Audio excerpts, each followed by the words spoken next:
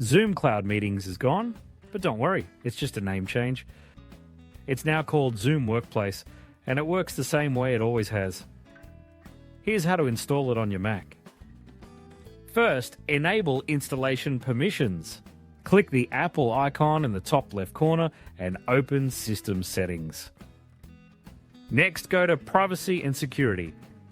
Scroll through the Security section and under Allow Applications From, choose App Store and Known Developers. Now let's install the app. Head to the Zoom Download Center. Link in the description. Download the version that matches your Mac, Apple Silicon, or Intel. Double-click the installer if it doesn't open automatically, then click Continue.